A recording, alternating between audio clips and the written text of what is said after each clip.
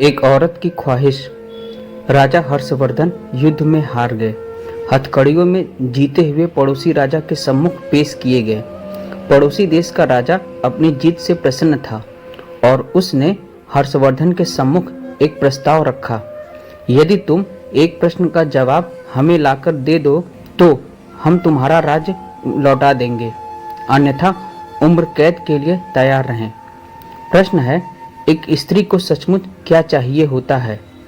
इसके लिए तुम्हारे पास 1 महीने का समय है। हर्षवर्धन ने यह प्रस्ताव स्वीकार कर लिया।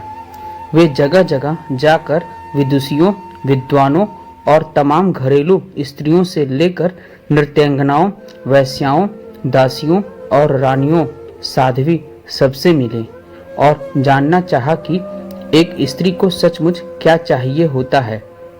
किसी ने सोना, किसी ने चांदी, किसी ने हीरे जवाहरात, किसी ने प्रेम प्यार, किसी ने बेटा, पति, पिता और परिवार, तो किसी ने राजपाट और सन्यास की बातें की, मगर हर्षवर्धन को संतोष न हुआ। महीना बीतने को आया और हर्षवर्धन को कोई संतोषजनक जवाब नहीं मिला। किसी ने सुझाया कि दूर देश में एक जादूगरनी रहती है, उसके पास हर चीज का जवाब होता है, शायद उसके पास इस प्रश्न का भी जवाब हो।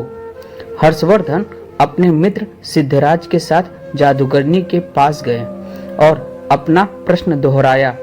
जादूगरनी ने हर्षवर्धन के मित्र की ओर देखते हुए कहा, मैं आपको सही उत्तर बताऊंगी, परंतु इसके एवज में आपके मित्र को मुझसे शादी करनी होगी। जादूगरनी बुढ़िया बेहद बदसूरत तो थी ही, पर जब वह हर्षवर्धन की ओर देखकर एक कुटिल मुस्कान बिखेरी तो उसके बदबूदार मुंह से में एक सड़ा हुआ दांत दिखाई दिया।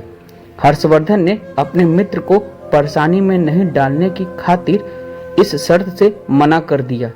सिद्धराज ने एक बात नहीं सुनी और अपने मित्र के जीवन की खातिर जादूगरनी से विवाह को तैयार हो गया। तब जादूगरनी ने उत्तर बताया, स्त्रियां स्वयं निर्णय लेने में आत्मनिर्भर बनना चाहती हैं। यह उत्तर हर्षवर्धन को कुछ जमा। पड़ोसी राज्य के राजा ने भी इसे स्वीकार कर लिया और उसने हर्षवर्धन को उसका राज्य लौटा दिया। इधर जादूगरनी से सिद्धराज का विवाह हो गया।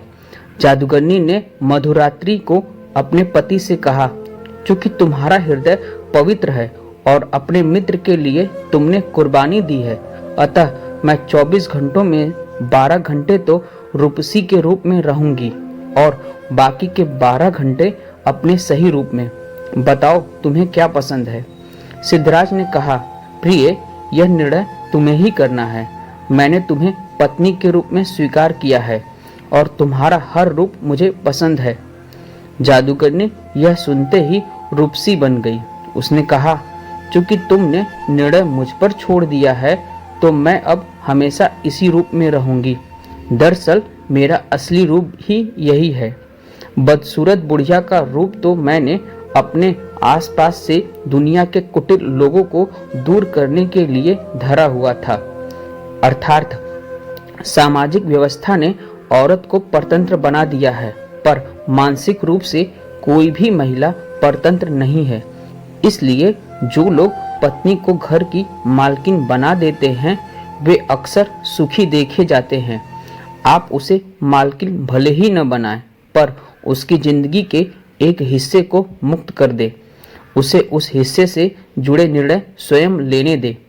इस कहानी से यही सीख मिलती है कि हर स्त्री की ख्वाहिश होती है कि वह घर के हर फैसले में उसकी सलाह ली जाए, उसके विचार पूछे जाएं और उसके बात को महत्व दिया जाए, जिससे वो भी खुद को उस घर, परिवार और समाज का एक अभिन्न अंग समझे।